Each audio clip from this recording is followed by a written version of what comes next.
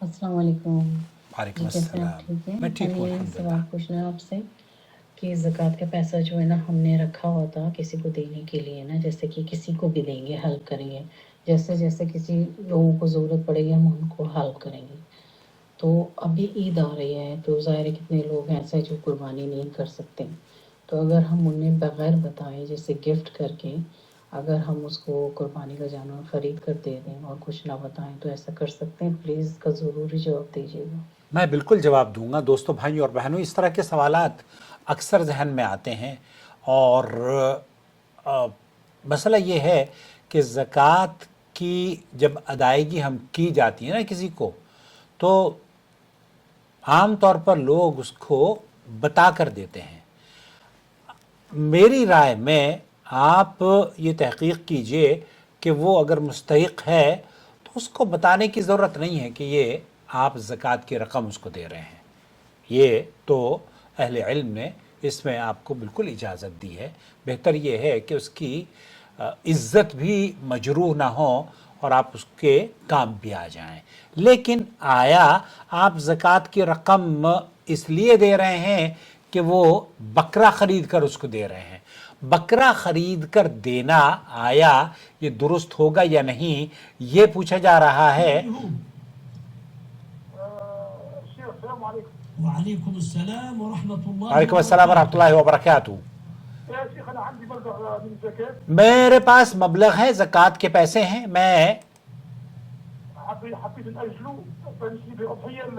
मैंने उसे इसलिए रखा हुआ है कि जब बकरीद आएगी तो किसी गरीब मोहताज को इसको दे दूंगा ताकि वो अपने जानवर को ज़िबाह कर सके।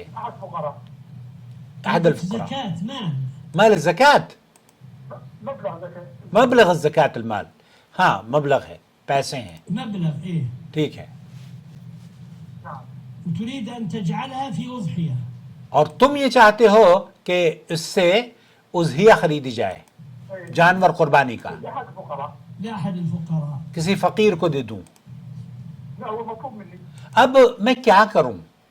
जैसे बहन पूछ रही है ना, مطلوب منك أن تدفع المال للفقراء وتشتري من مالك أنت ما ذبيحة خاصة للأضحية. देखिए जनाब, बहुत ही मसले का हल बता दिया है शेख ने। ज़कात की रकम की बुनियादी चीज़ ये होनी चाहिए कि आप जब ज़कात दें किसी को तो वो आप उसको मालिक बना दें। वो बकरी ख़रीदे, बकरा ख़रीदे, बड़ा जानवर ख़रीदे, छोटा जानवर ख़रीदे, या उस पैसे से अपनी दूसरी ज़रूरियात को पूरी करे, अपने बच्चों के कपड़े बनाए, स्कूल की फ़ीस भरे, या इलाज मुआलजे में ख़र्च करे। या आपका कंसर्न नहीं है, आप उसको डायरेक्ट मत करें कि जनाब ये आपको ये करना है। आपने उसे मालिक बनाना है उस पैसे का। ये तो आपका काम हो गया, नंबर एक। नंबर दो, शेख ये कह रहे हैं कि अगर आप उसको चाहते हैं कि गोश्त खाए वो, तो गोश्त खिलाएं।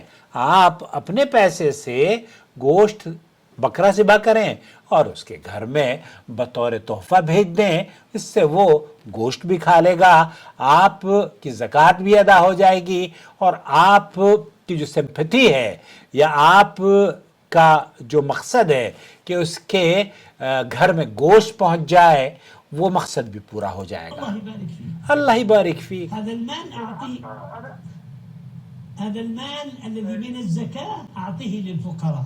ये जो ज़कात के पैसे हैं ना, ये आप फ़ुक़रा को दे दें, जो मुस्तहिक है ना उसको आप बग़ैर सोचे समझे, बग़ैर सीन सवाल जवाब किए कि भाई तुम क्या करोगे या तुम्हें क्या करना चाहिए, ये इंस्ट्रक्शंस मत दें उनको, बल्कि आप उनको दे दें। उनके ऊपर बोझ ना बने, उनके जहन पर बोझ बन जाते हैं हम लोग, और ये कहते हैं कि भाई ये पैसे दे रहे हैं तुम ये करना। भाई आपने फिर ज़कात कहाँ दी?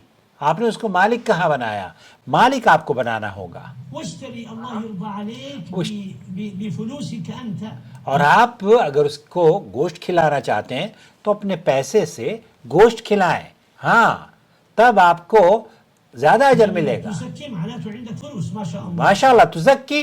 शेख कह रहे हैं कि आप ज़कात दे रही हैं, साहिब निसाब हैं, اس کا مطلب یہ کہ آپ کے پاس پیسہ ہے تو کنجوسی نہ کریں، ان کو دے دیں، ان کو زکوٰۃ دے دیں، وہ جو مرضی آئے کریں، گوشت خریدیں، جانور خریدیں یا اپنے بچوں پر خرچ کریں۔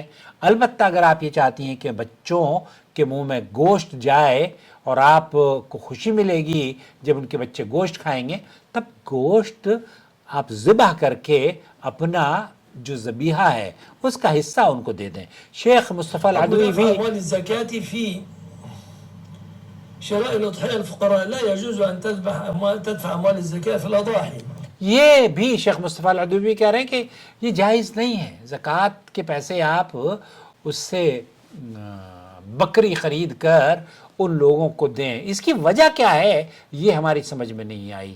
بہرحال خلاصہ کلام یہ ہوا کہ یہ بات درست نہیں ہے، آپ کو چاہیے کہ آپ اسے مالک بنا دیں، اور آپ کو یہ چاہیے کہ آپ اگر اس کو کھلانا چاہتے ہیں تو گوشت کھلائیں، اپنی طرف سے قربانی کر کے اسے تحفہ بھیج دیں۔